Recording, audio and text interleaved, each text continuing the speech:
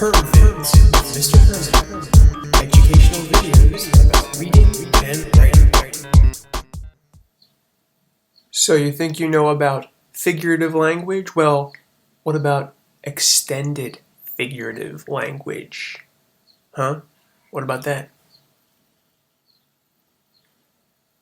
Skill 9 for storytellers is extended figurative language. We're taking what we learned in Creative Writing 1 and we're expanding upon it.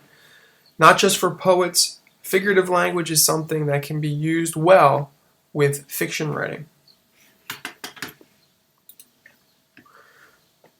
Many great writers are experts at using varied and complex types of figurative language, and you're going to learn some that you probably haven't heard of before. It's a fantastic way to enliven ordinary language and description, and it's pretty fun too.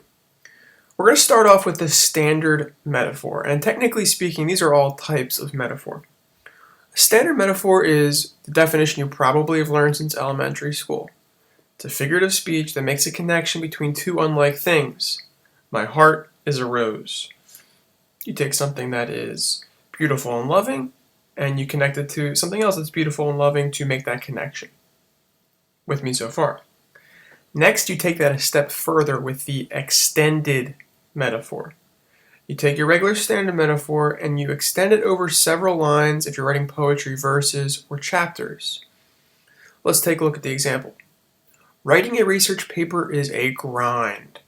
My brain is not operating. I am running out of steam.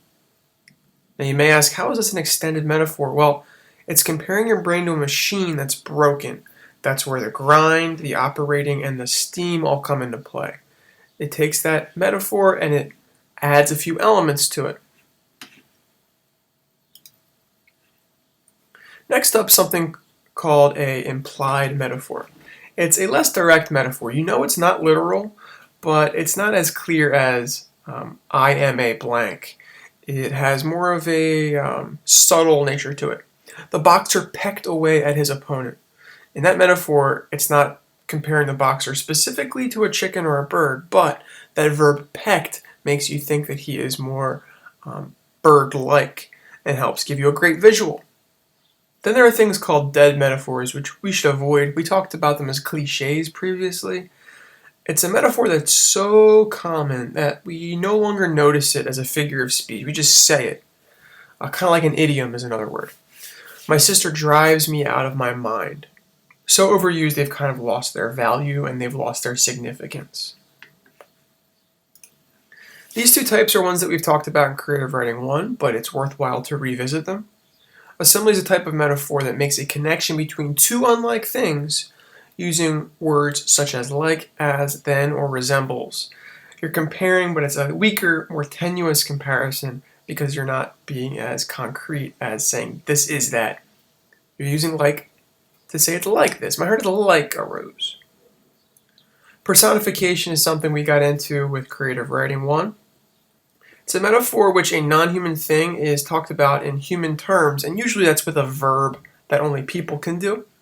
The casino cheated him makes the casino seem like some sort of evil criminal who is cheating people out of their money, when in actuality it's just a building.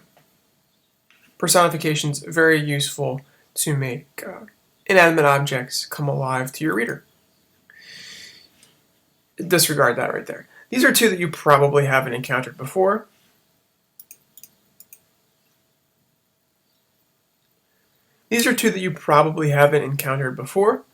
Metonymy and synecdoche. Metonymy is a figure of speech in which something closely related to the thing is substituted for the thing itself. So it's less of a clear metaphor. It's where like a part or something that's similar enough represents this larger thing. The history department needs new blood. It doesn't literally need a blood transfusion. It means it needs new teachers, comparing the teachers to blood and the history department to a body. So it takes out that whole history department as a body thing and it gets more specific. That's metonymy. Synecdoche is a substitution of a part for the whole, or vice versa. All hands on deck is an example. 100 hands were needed to build the bridge.